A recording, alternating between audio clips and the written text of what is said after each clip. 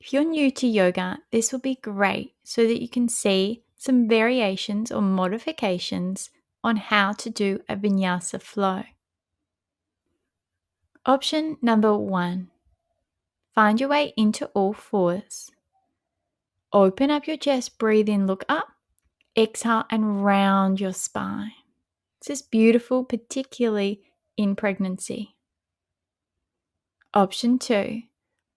Move your knees back slightly and now lower down and find your way up into a low cobra and then press back into child's pose.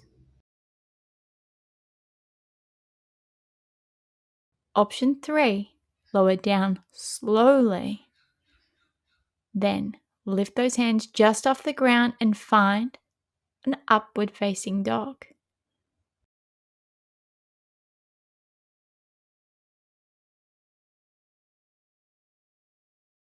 Release.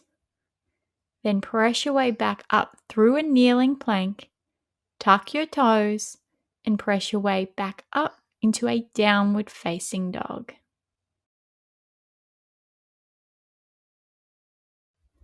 Option 4.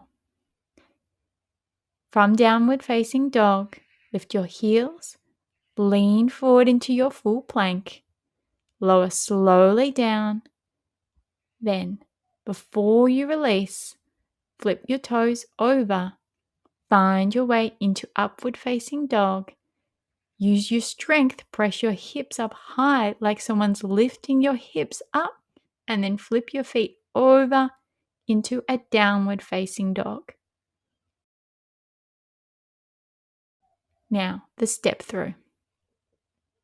It's so important to lift your hips up and then you can step your right foot in between for your kneeling warrior or any warrior pose. So, lift your hips, look between your hands, and then step. Now, if your foot doesn't reach all the way, help it like this. So let's go through this again. Fingers spread wide, press your hips back into a down dog. You need to make sure that your hips stay high, so lift up onto those heels, because if you don't, there's no space for that leg to come through. So it's all about lifting the hips up high to enable that step through. Ready? Lift up high and step through. Beautiful.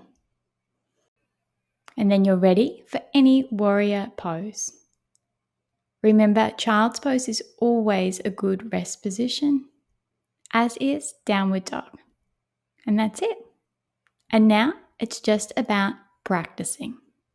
For more yoga tips like this and our full prenatal and postpartum yoga series, visit PregActive.com to join our PregActive community today.